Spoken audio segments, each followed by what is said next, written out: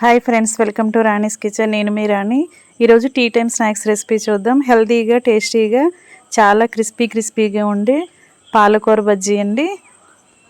Process అంతా సింపుల్గా అయిపోతుంది. అలాగే తక్కువ ఇంగ్రీడియంట్స్తోనే ఈ స్నాక్స్ అనేవి కంప్లీట్ చేసి పిల్లలకి సర్వ్ చేయొచ్చండి. ఆ ప్రాసెస్ అంతా చూడాలి అంటే వీడియోని ఫస్ట్ నుంచి లాస్ట్ వరకు చూడండి. మధ్యలో స్కిప్ చేయకుండా చూడండి. ఈ రెసిపీ అనేది చాలా టేస్టీగా ఉంటుందండి. అలాగే హెల్త్కి కూడా చాలా మంచిది. ఇక ప్రాసెస్ స్టార్ట్ చేద్దాం. ఇలా పాలకూర ఆకులని ఇలా తీసుకోండి. శుభ్రంగా కడుక్కున్న తర్వాత ప్రాసెస్ అనేది స్టార్ట్ చేద్దాం.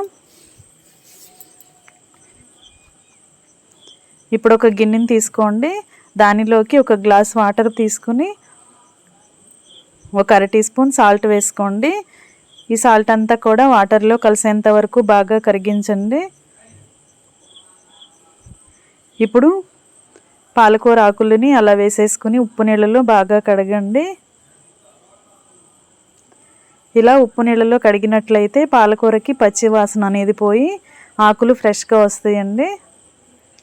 అంతేకాకుండా ఆకులు కొంచెం మందంగా పెలుసుగా వస్తాయి. లేదంటే మనం పిండిలో ముంచినప్పుడు ఆకులు అనేవి మెత్తబడిపోతాయి, వేలాడుతున్నట్లుగా అయిపోతాయి.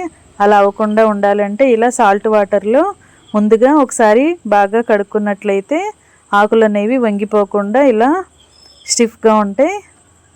ఈ విధముగా కడుక్కుని ఒక ప్లేట్లోకి తీసి పెట్టుకోండి. ఈ ప్లేట్ పక్కన పెట్టేసుకుని ఇప్పుడు ఒక మిక్సింగ్ బౌల్ తీసుకుందాం. దానిలోకి పిండి కలుపుకుందాం. ఒక కప్పు నిండా శనగపిండి తీసుకోండి. మనం ఏ కప్పుతో శనగపిండి తీసుకుంటే అదే కప్పుతో పావు కప్పు బియ్యం పిండి తీసుకోండి. పొడి బియ్యం పిండి అండి. ఇప్పుడు టేస్ట్కి సరిపడా సాల్ట్ వేసుకోండి. ఒక అర టీ స్పూన్ కారం కూడా వేసుకోండి. చిటికెడు పసుపు వేసుకోండి. ఒక అర టీ స్పూన్ వాము వేసుకోండి.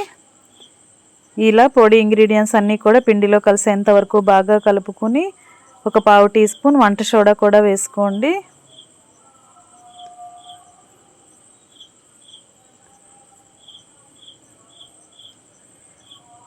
ఇలా వంట సోడా కూడా వేసాం కదా.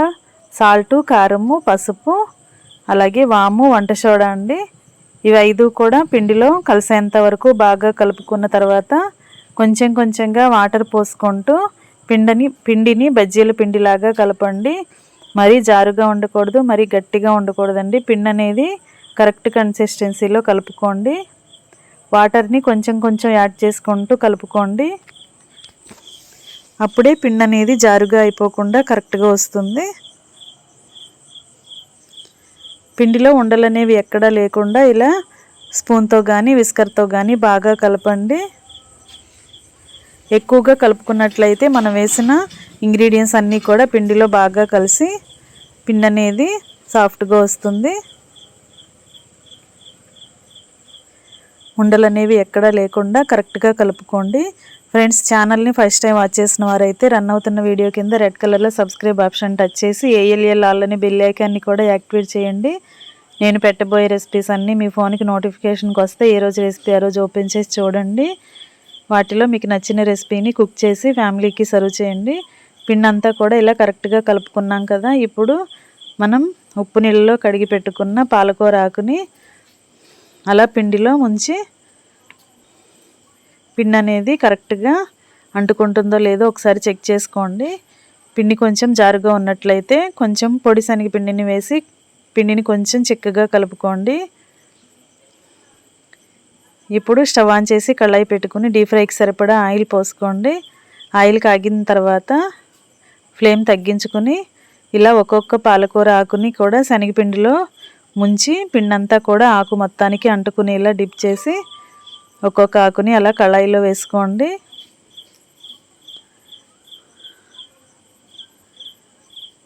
ఈ విధంగా ఒకవైపున బాగా ఫ్రై అయిన తర్వాత వెనుక వైపు కూడా ఫ్రై చేసుకోండి. కరెక్ట్గా క్రిస్పీగా ఫ్రై అయిన తర్వాత ఆయిల్ నుండి తీసేసుకొని పక్కన పెట్టేసుకుందాం. ఇదే విధంగా మనం కట్ చేసి పెట్టుకున్న ఆకుల్ని ఒక్కొక్క ఆకుని కూడా అలా పిండిలో డిప్ చేస్తూ ఆయిల్లో వేసుకోవటమే. సింపుల్ ప్రాసెస్తో టేస్టీ అయిన స్నాక్స్ రెసిపీ రెడీ అయిపోతాయండి. ఈ ప్రాసెస్తో మీరు కూడా పిల్లలకి చేసి పెట్టారంటే హెల్త్కి చాలా మంచిది. అలాగే స్నాక్స్ అడుగుతున్నప్పుడు కూడా ఈ రెసిపీని మీరు కంప్లీట్ చేసి పెట్టొచ్చు. ప్రాసెస్ కూడా చాలా సింపుల్ అండి. 10 నిమిషాల్లో అయిపోతుంది.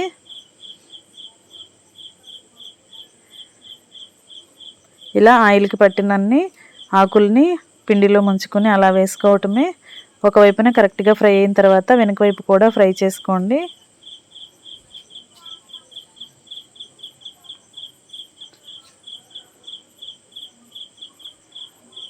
ఇలా కరెక్ట్గా ఫ్రై అయిన తర్వాత ఆయిల్ నుండి తీసుకోవటమే.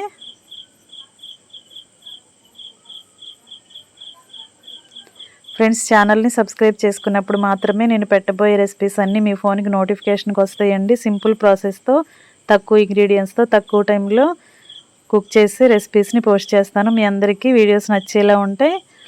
ఛానల్ని సబ్స్క్రైబ్ చేసుకుని వీడియోస్కి లైక్ చేయటం మాత్రం మర్చిపోకండి. అలాగే రెసిపీని మీ ఫ్రెండ్స్కి ఫ్యామిలీ మెంబర్స్కి షేర్ చేయండి.